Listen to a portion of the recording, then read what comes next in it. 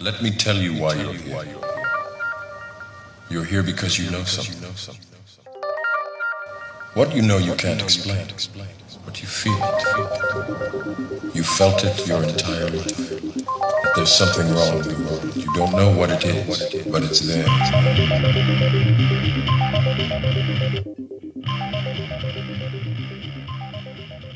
Hello, friends, and welcome to the Secret Podcast with 6 Sense Media and Service of Change. It's the show that challenges reality, questions at which we've been taught in hopes of inspiring a new direction of thought to bring about change, making the paranormal feel quite normal and the supernatural quite natural. Once again, that's what we aim to do on this episode of the Secret Podcast. We're going to look into the future. We're going to look at the present. We're going to explore our freedoms, our right to privacy, and the exploitation and violation of those rights when it comes to big companies like Google and the data collection agencies out there. There's some articles in the press recently.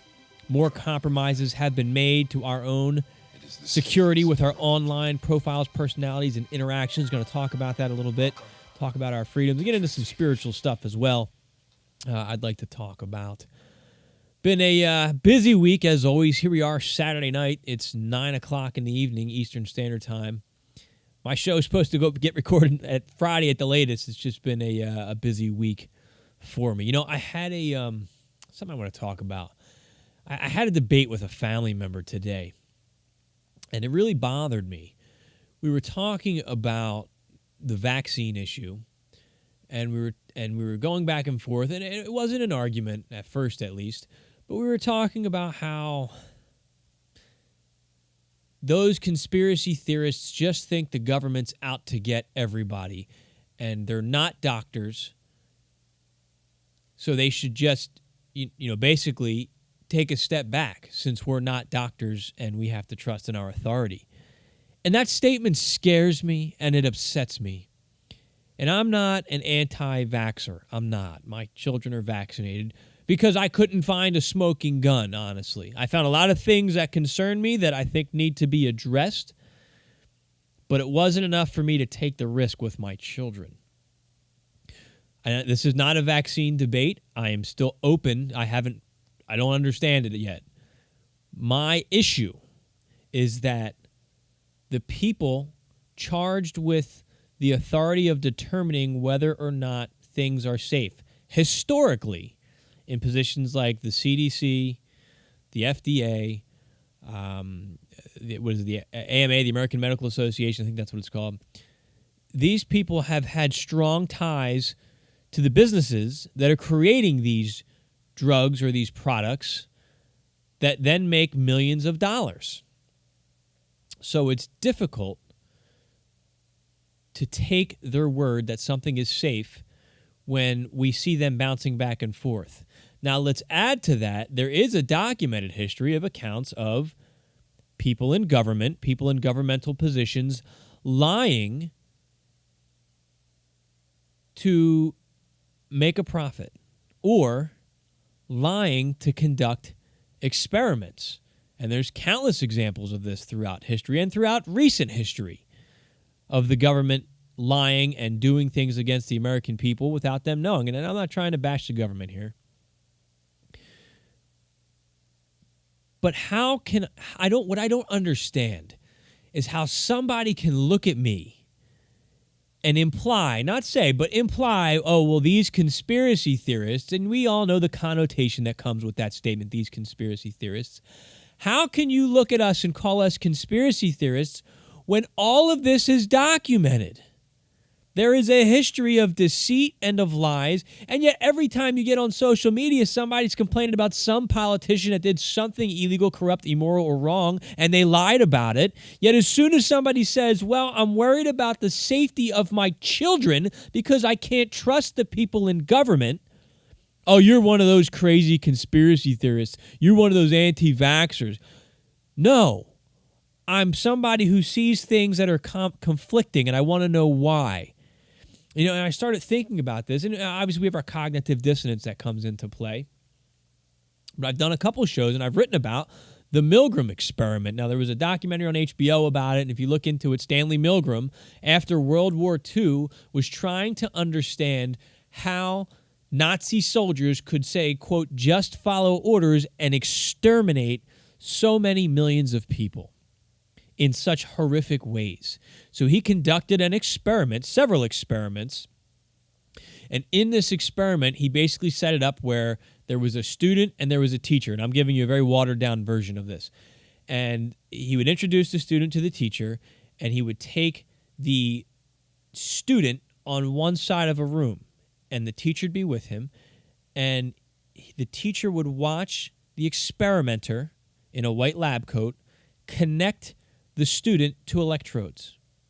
The teacher would then leave the room, and the lab technician would sit him down in a wall dividing them. So they were on opposite ends of the wall, and he was given an electrocution panel. I don't know what the heck it was called. And he told him, you're going to ask the student a series of questions. Every time the student gets the answer wrong, you're going to give the student an electric shock. Every time you give a shock, you're going to increase the voltage a little bit. So as it goes in succession, the student's going to be hit with higher and higher and higher doses. And what these results found, I may be off slightly by a few percentage points, but 60% of all participants administered a dose of electricity to the student that was harmful. I'm sorry, 100% administered a dose that was harmful. 60% administered a dose that was lethal, that would kill the student. Now, going through this experiment, as the doses got more severe, the student would start screaming, "Stop, please, no more, it hurts, end the experiment." And then, after the volts got so high, the student would stop responding. The teacher would ask another question. If there was no response, they were instructed to administer another shock. Now, what the teacher didn't know, and this is where some ethical violations, people were raised all up in arms over ethics, doesn't change the data though.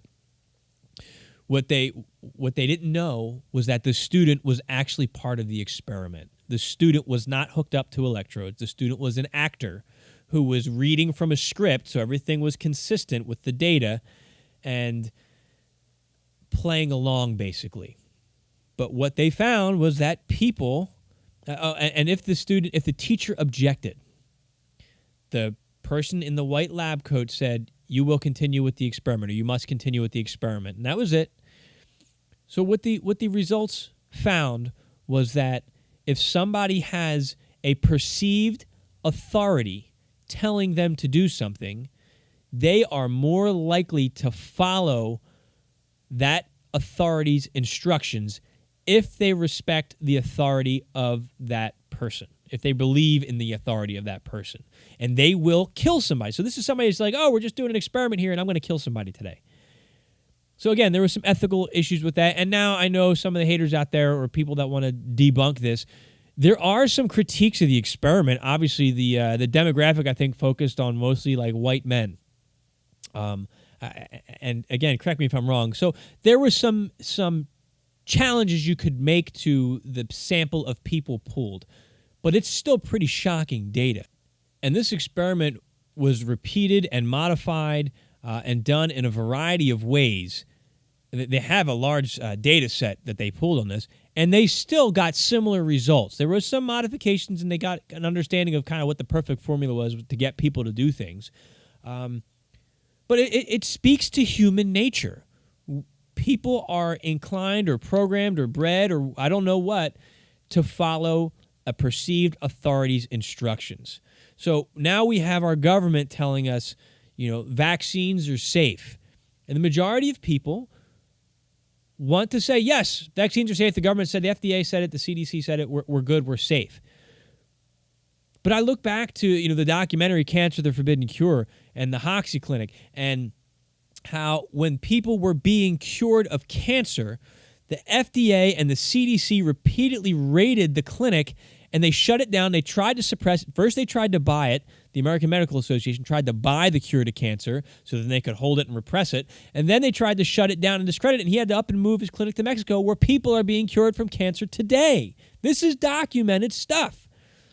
So don't tell me that my government knows best. Don't tell me that the scientists out there that are pushing vaccines all the time always have our best interest at heart. I'm not saying vaccines are bad.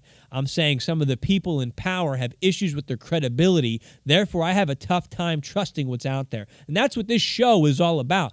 Questioning that which we've been taught. And it's a difficult leap to make sometimes.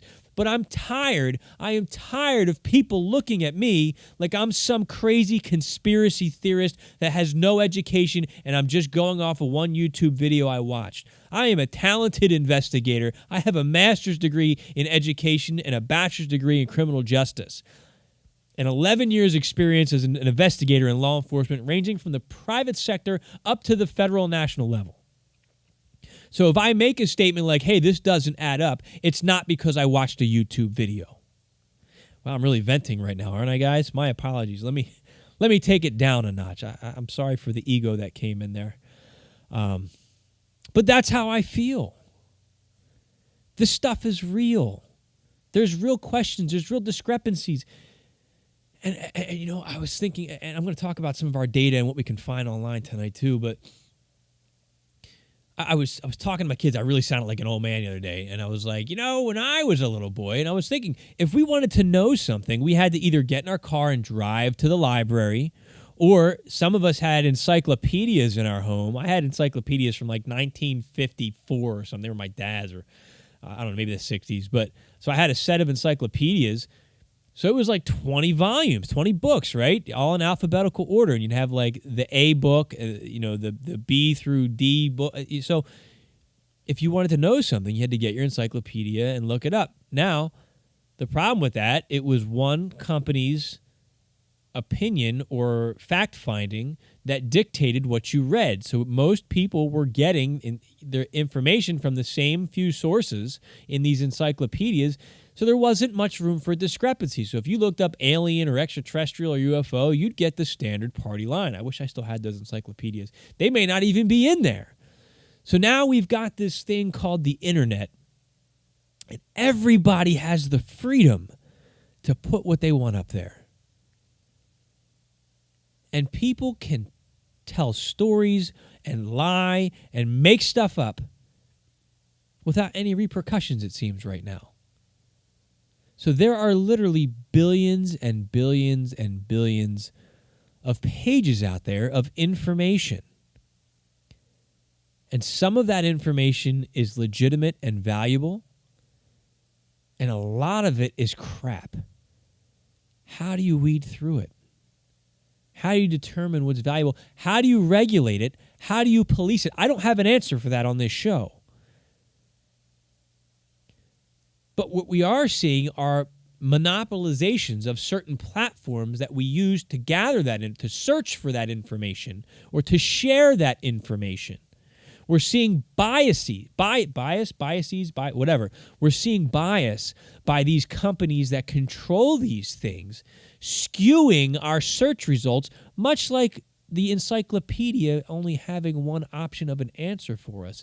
This gives us multiple options, but since there's billions of pages out there, you have to ask the right questions to get the right answers. Otherwise, you're going to be given directly what the system wants you to see. Now, with that in mind, tonight I'm going to talk about some more breaches of that data, of that security. Because our whole lives are out there. I touched on it last week with Facebook, how Facebook knew for weeks that they were compromised, and yet they told nobody because they didn't want to affect their shareholders. So I want to dive into that a little bit, some stuff that's going on with Google. But before I do that, I need to step back. I need to cool my jets a little bit here because I feel that I came off a little bit intense. I want to apologize to you guys for that. I don't like to come off that way, but I was really upset. I was really upset about that. So here's an article, and let me sidestep for a minute too. This article It speaks to me, it inspires me, and it ties into some stuff that I've been thinking about a lot this week. And it's from the Washington Post, and it's called "The Wellness Revolution Has Reached Its Shamans for Hire stage." Now, I remember when I was younger, in my 20s, and I heard the term shaman. Again, my head was like, oh, man, pagan voodoo. That's scary stuff. And once I started researching it, what is a shaman? What is a pagan? I came to find out that, well, this isn't anything bad. These are people who try to live in balance with the earth, to try to be respectful of all life, to try to be in tune with the various life force energies that exist all around us. They're the guides to the spirit world, to the afterlife, that help prepare us to navigate the spiritual challenges that we face in life. That's a beautiful thing. And we have, modern day, we have our priests and our imams and our rabbis and our other religious mainstream leaders that help you navigate some of the challenges of life based on the dogma and doctrine that they believe in. There's nothing wrong with that. But I found in my journey, when I'd experienced things like, well, it feels like there's a ghost in my house, or I think I'm seeing auras around people, or hey, I walked in a room and all of a sudden I'm picking up other people's emotions, or when the phone rings, I know who's calling before I answer it. My religion couldn't answer that. And when I'd start digging, I'd get answers like, well, that sounds like the work of the devil or of demons. You should stay away from that. So I spent time thinking I had evil around me because I'd have these experiences. And let me tell you, when I opened up to it, when I finally embraced it, the stress and internal conflict and tension I felt melted away. The fear was gone. The anxiety, all of it. And my abilities, my gifts, which we all have, became clearer. I understood them better. I was able to use them and trust them and rely on them even more. And it was a wonderful thing. So when I see this article about shamans becoming more popular in mainstream, I'm excited for that. I'm very excited for that. I'm inspired by that. I'm going to read some of this article. I'll share it in the show notes in the secret newsletter at sixcentsmedia.net. Wellness, the 2018 edition, certainly seems to be catapulting us further into the astral plane. Like the seekers of the 1960s and 70s, a new generation of self-care devotees is taking up ceremonial sage burnings known in New Age circles as smudging, singing bowls, Japanese Reiki crystals, Mayan sweat lodges, and Ayurvedic massages. Sephora is selling $160 rose quartz crystal energy comb, and the spirituality lost are seeking face time with shamans. In the case of Hanakup's clients, they're quoting people that are earlier in the article, paying $325 an hour for the privilege. So it goes on to talk about, a little bit more of what's happening here. And the article seems pretty friendly towards it, pretty unbiased, I think. I love this idea. This is why I do my show. Man, I'm really stuck in my ego right now. I'm sorry. But I'm proud. I'm proud to be kind of a part of this. Being able to share information, and when those of you reach out to me, I'm so thankful that you're putting your confidence in me, saying, hey, have you ever experienced this? Or here's what I'm dealing with. What's your spin on it? And I don't have nearly all the answers. Usually I come back with more questions.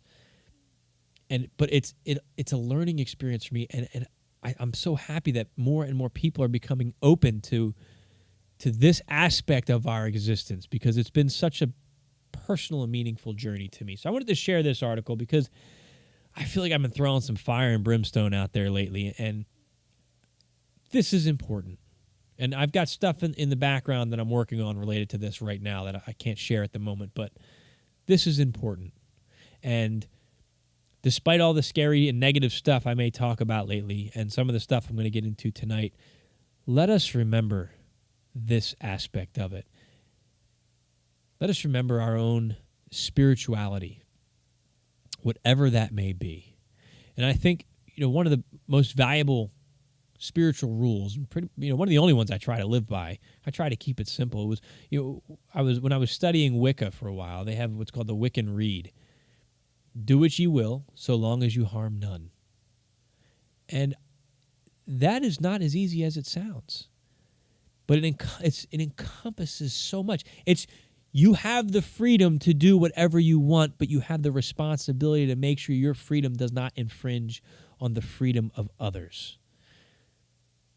And I think that's important. It's a good segue to where we're going here, because this stuff all ties in. I think part of the reason why this world seems so broken is because we've lost our way. We're focused on me, or the knee-jerk hot-button reaction that's being crammed down our throats from these social media giants out there, or the mainstream media, what they're putting out there. And then we're like, react, oh my gosh. And we're not taking the time to listen to that inner voice. We're listening, we're stuck in mind, we're stuck in argument, we're stuck in ego. Here's what I'm being told, I got to react right now, and I got to react with anger. I was in a bad mood this morning because I haven't slept much, because just between work and my kids. So I was up a little bit later last night than I wanted to be, and then my youngest was up at 6 a.m.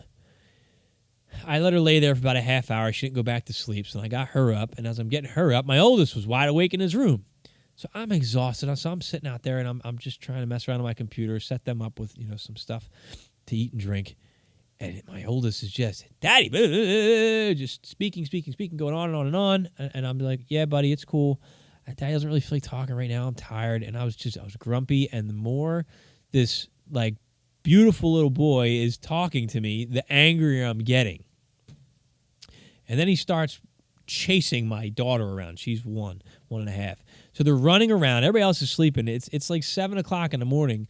So finally I'm like, enough! Stop running! I can't take it anymore. And I noticed something happen. My kids were playing. They were so happy just chasing each other. But because I was in a funk, I then snapped at him and put that energy on him.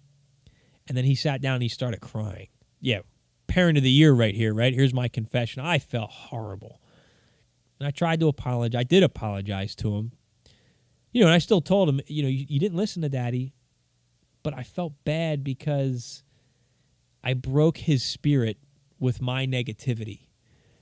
How often do we do that, or how often are we victims of that? I saw the transfer. I felt the transfer of energy. He went from a happy little boy to someone who was angry for the next 45 minutes. And then he started picking on his younger sister. I watched it. Went from me to him to her.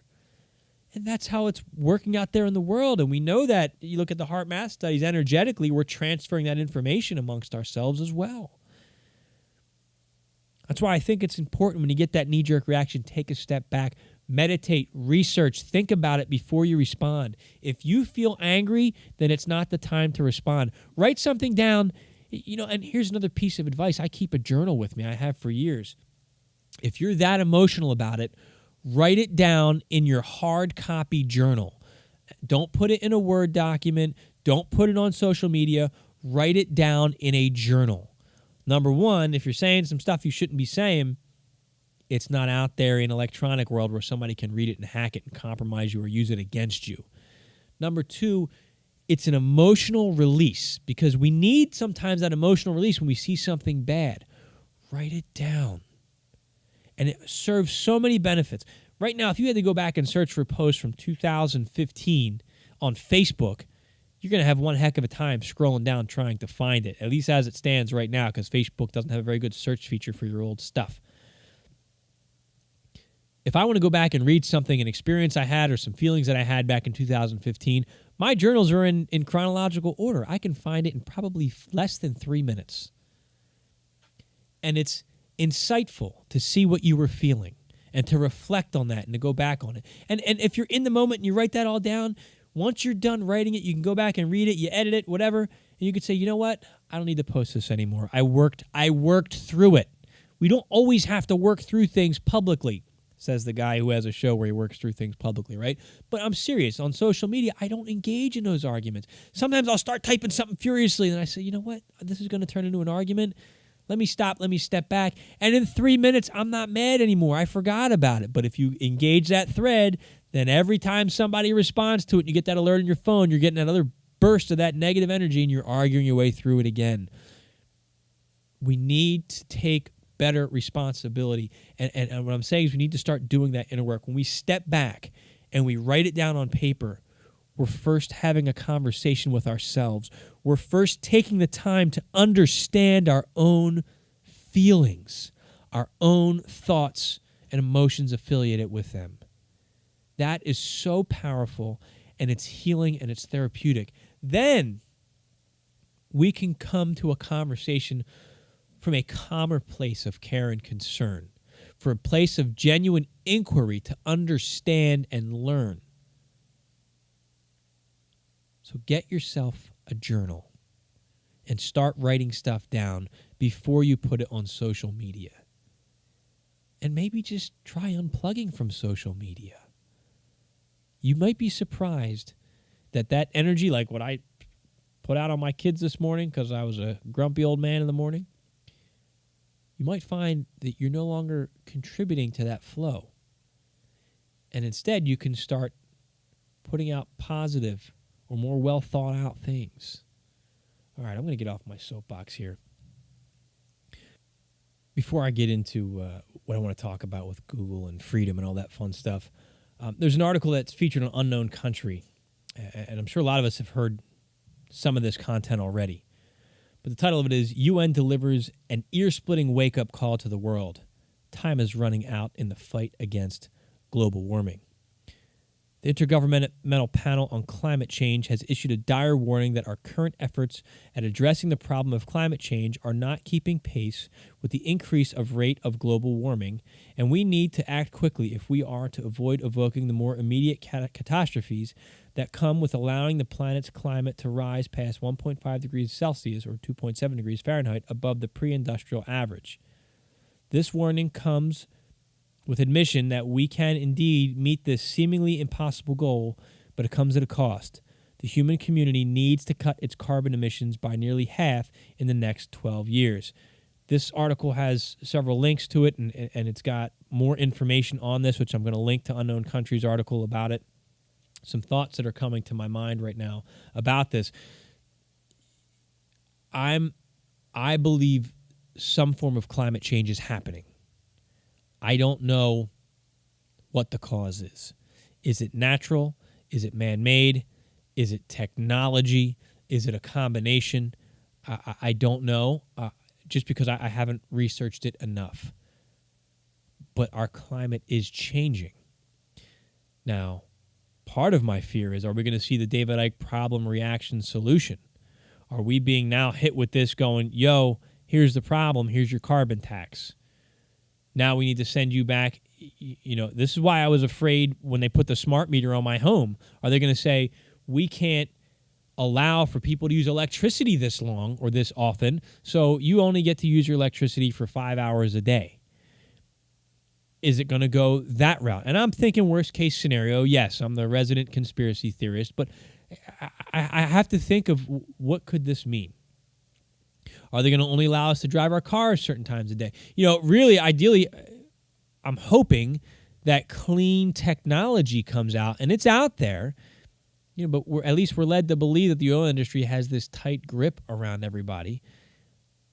But I don't know, maybe there's something else. Maybe we're going to start seeing some of that clean energy. I mean, Dr. Greer, here's my alien piece. Man, I keep coming back to that. But Dr. Greer says it flat out in Unacknowledged and in his content that the technology exists. And we kind of got an admission from that in last week's discussion as we talked about some of the Tom DeLonge stuff.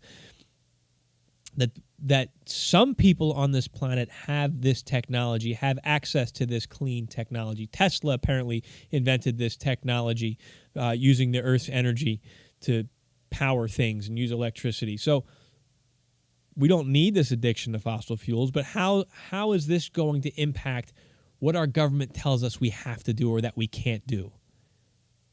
How can we circumvent that by developing our own methods of clean living, our own survivable methods, so we're not forced into one direction because here comes the big, bad, scary thing?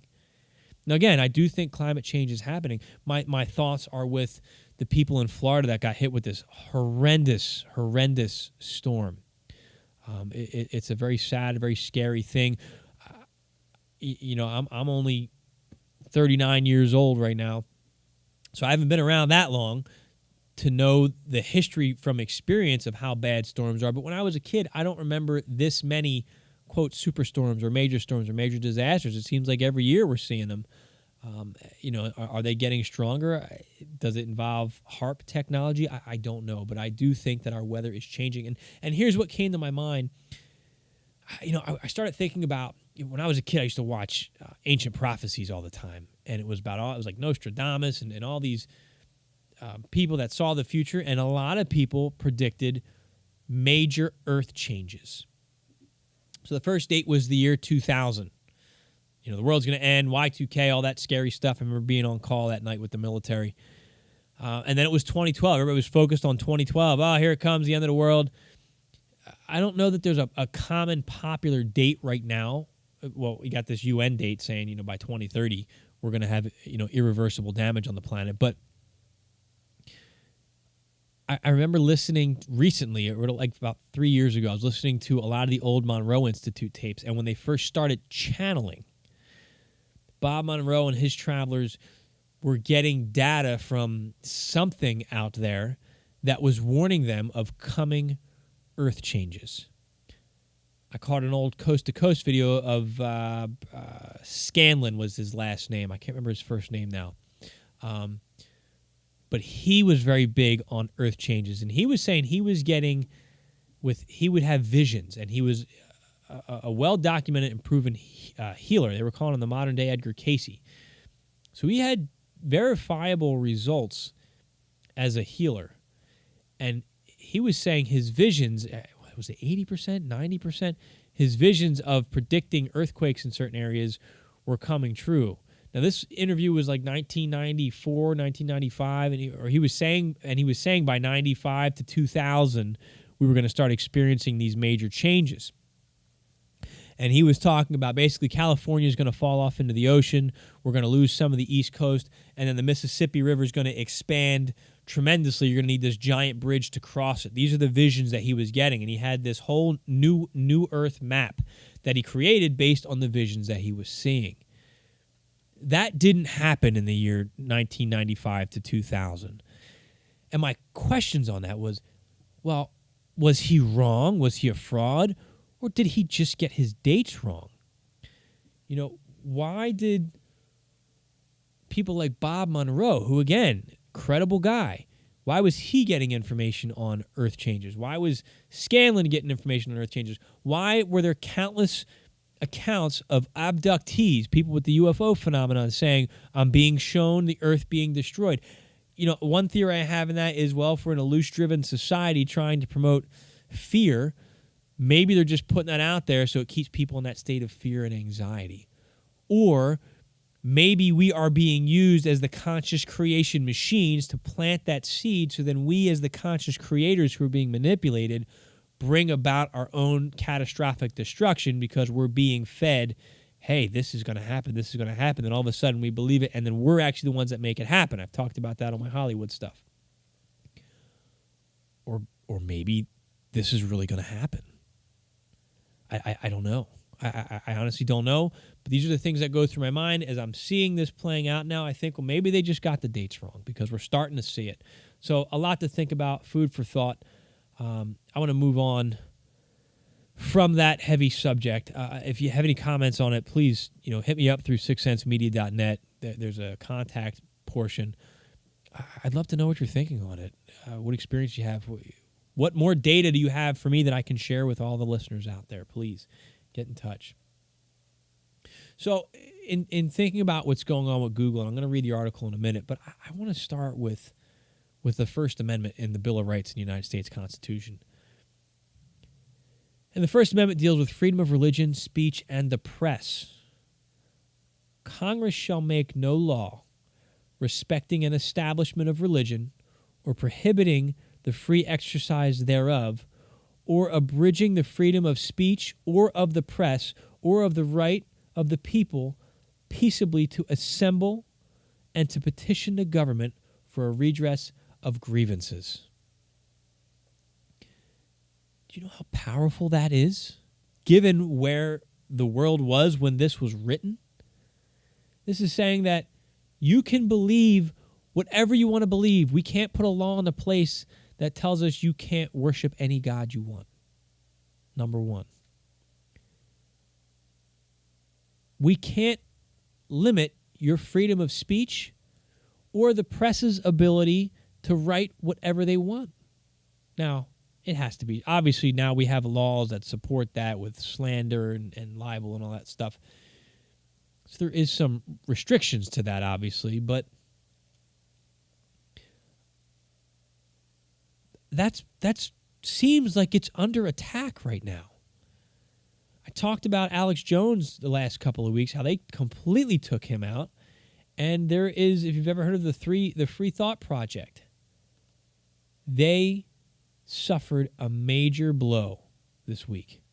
And I want to share their experience as well, because their freedom came under attack. So I found this article, a listener tagged me on Instagram, and I'm so thankful for that, because it really, got me going on this. I wasn't aware of this. And this article is called, "First They Came for Alex Jones. We told you we were next. We were." This was October 12th, 2018 is the date of the article. October 11th, 2018 will be remembered in history as the day the tech giants attempted to wipe out independent, liberty-minded, anti-war media from the airwaves. On Thursday, in a coordinated effort, hundreds of pages devoted to peace and liberty were memory holed by social media giants. What makes this purge from Facebook and Twitter so egregious is that the pages like the Free Thought Project, the Anti-Media, Press for Truth, and dozens of others did not fit the hate speech narrative these same companies used to wipe out Alex Jones. Instead, these pages were dedicated to spreading peace, bridging the divide, bringing humanity together, and holding government accountable. The purge happened around 12:30 p.m. Central Standard Time, with mainstream news reports launching at the same time, implying that they were given the heads up about the move.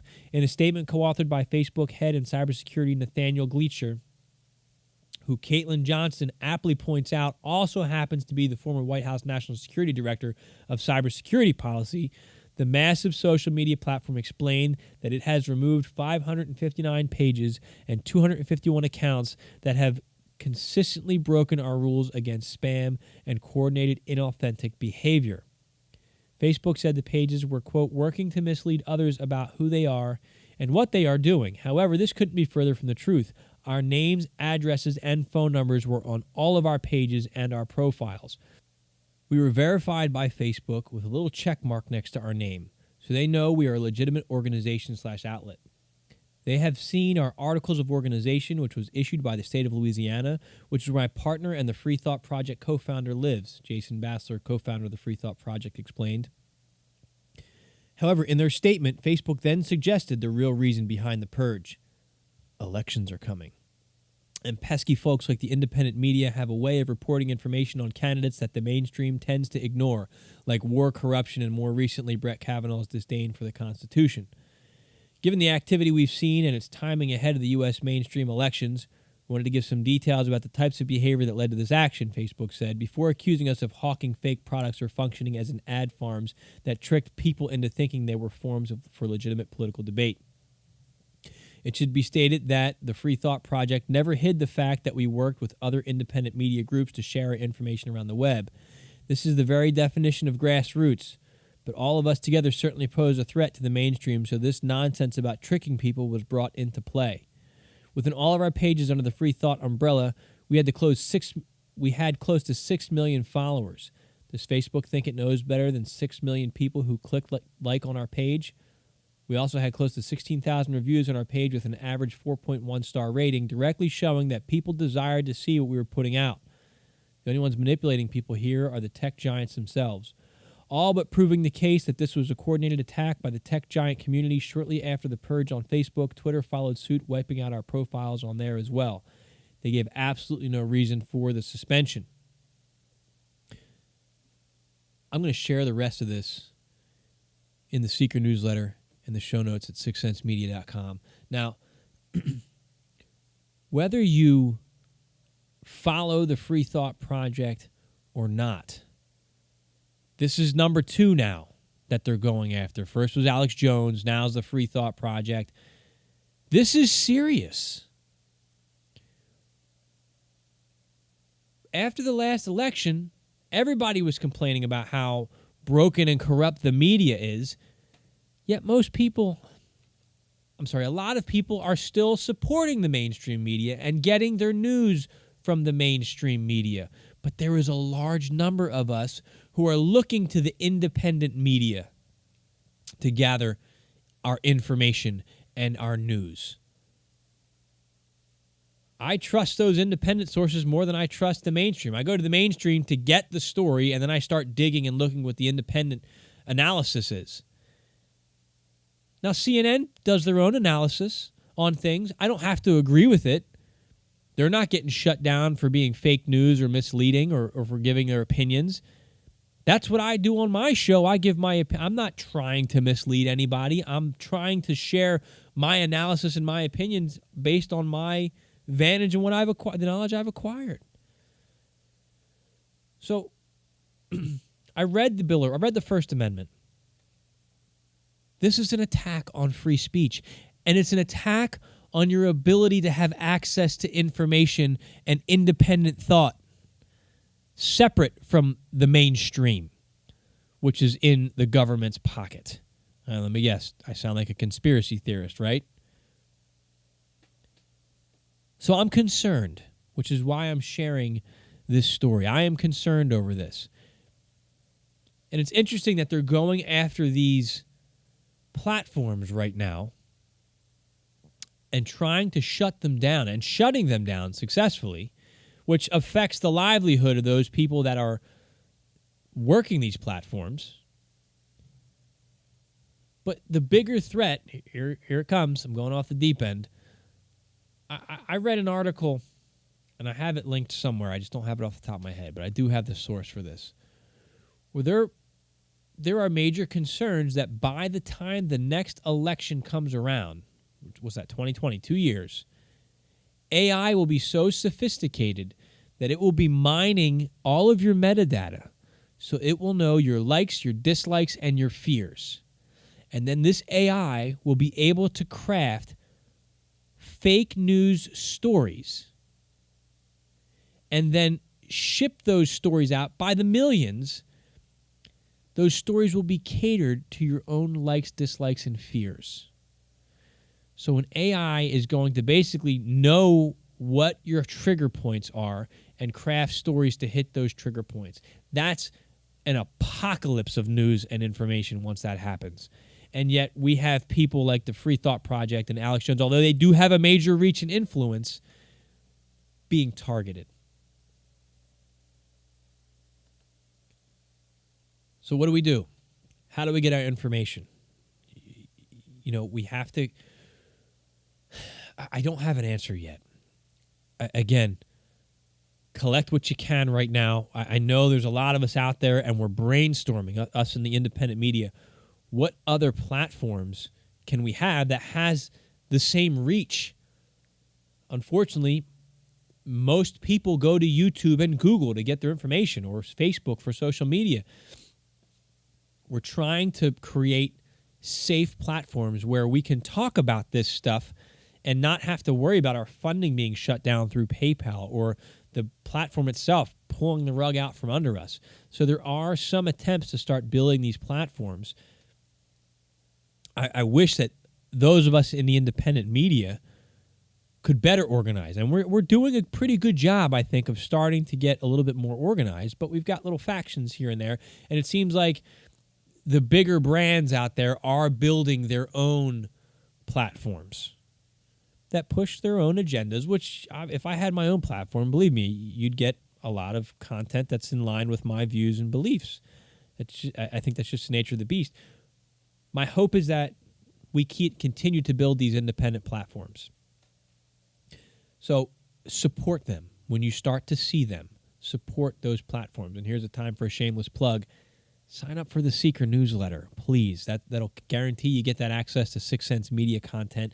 You get my free ebook as well, and you'll always get the show notes and the links to every single podcast. And subscribe, iTunes, SoundCloud, the RSS feed. All right, there's my mid-show commercial. But please, subscribe. All right, let's talk Google for a minute. Google Plus, this article comes to us from TechCrunch.com. Google Plus to shut down after cover-up of data exposing bug. Google's about to have its Cambridge Analytica moment. A security bug allowed third-party developers to access Google Plus user profile data since 2015 until Google discovered it and patched it in March 2018, but decided not to inform the world. When a user gave permission to an app to access their public profile data, the bug also let those developers pull their and their friends' non-public profile fields. Indeed, 496,951 users' full names, email addresses, birth dates, gender, profile photos, places lived, occupation, and relationship status were potentially exposed, though Google says it has no evidence the data was misused by the 438 apps that could have had access.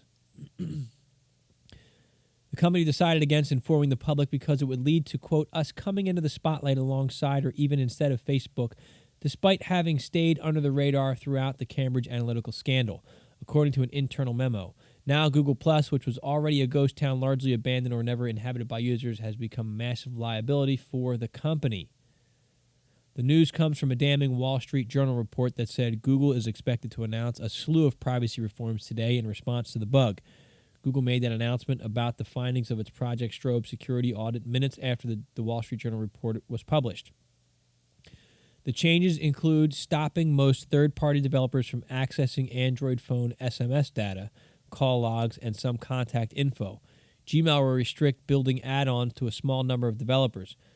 Google Plus will cease all its consumer services while winding down over the next 10 months with an opportunity for users to export their data while Google refocuses on making Google Plus an enterprise product.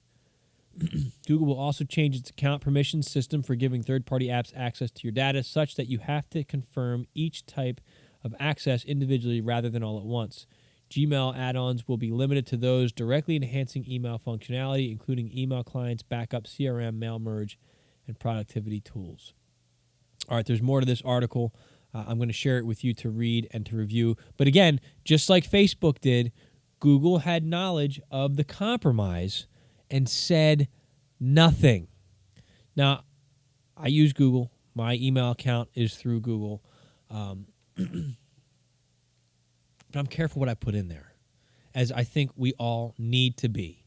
Be careful what you put in there. Obviously, the stuff I put on the show, I'm a pretty open book about a lot of the things that I've experienced and gone through. That's all out there anyway. But these internet companies, they don't care about you. They don't care about us, the consumer.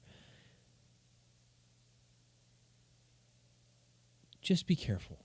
That's really all I can say. I don't want to beat a dead horse because I talked about it last night.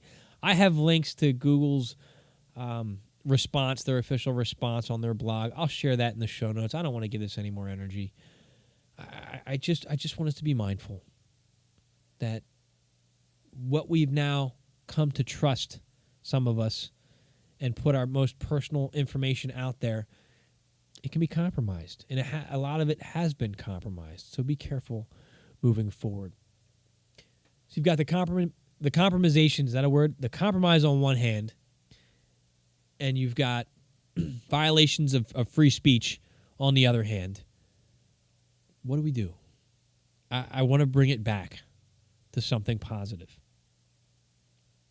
because I believe we can all find our way. Let's take that step back. Let's write down our thoughts and our feelings in our journal. And it might be hard at first. You may only be able to write for 2 minutes. You might get frustrated, but take your time. Get used to it again, because we all used to do it when we were younger as kids in school. And let's reconnect with that inner self. Learn to listen to that intuitive voice. Quiet down the Facebook alerts and start listening to that instinct alert that we have. And I think we will find the roadmap we need to find our way. You know, I was really stressed about stuff over the last 2 weeks. And I realized it was because I had gotten away from pursuing my explorations, my work with things of this nature. Yeah, I do this show every week, but I try to practice what I preach. I try to incorporate that into my life. I'm trying to build something with those values and beliefs, and I had gotten away from it because, well, work has just been overwhelming. And I went down a thought thread about this, and all of a sudden, I started feeling happier. The visualizations that I had of my future and what I want to do came flooding back. So I just want to share that with you. If you're feeling bogged down by life, if you're feeling stressed out, I want you to take that pause and align with your vision again. What was your dream? And daydream, fantasize about it. And just think about it and imagine what you could do and see yourself doing it. I felt so much, it was like the level of energy that hit me when I started thinking about that again was incredibly uplifting. We can make the change. I know I talked about scary stuff tonight. I need to shift gears in my next couple shows, I think. We can make the change. We can do this. Look within. Take that time. Find your passion. Find what you love. Find what makes you happy and do it. Get better at it. And you can incorporate that and make it a lifestyle. I believe that. I know that. And that's what I'm doing. That's what I'm trying to build. That's what I know Ray Davis is going through the same thing with my Sixth Sense Media co-founder. We're getting there. I believe in every one of you out there. Let's stay connected. Let's make this happen. The future can and will be wonderful. Despite the scary stuff I talked about, I promise we have that potential, friends. Let's go there together. All right, my voice is shot. Thank you so much for listening, my friends. I want to direct you to sign up for the Seeker newsletter and to get your free access to read I Am Human and We're Not Who We Think We Are. And it's the best way to stay connected. sixcentsmedia.net/IamHuman, sixcentsmedia.net/IamHuman. Say it 3 times, sixcentsmedia.net/IamHuman. You get the newsletter, you get the podcast, you get the free ebook, and so much more. There's more to come, I promise you. Subscribe on iTunes, subscribe on SoundCloud. I've been throwing a lot of stuff up on YouTube as well. Your subscriptions help, your likes help, your comments help. I'm still playing the game, even though I don't trust the platforms. I'm still playing the game, and I need your help out there right now. If you're listening on iTunes or SoundCloud, give it a rating, give it a ranking, write a review. That stuff helps. I'm asking you, please, help me out here. All right, my friends, that's it. I'm out of time. I want y'all to have a wonderful week. I'm Dennis Nappy II. This has been another episode of the Seeker Podcast, where small changes among the masses can have a massive impact around the world. I encourage you to be that change. Never stop questioning and keep an open mind. Thank you.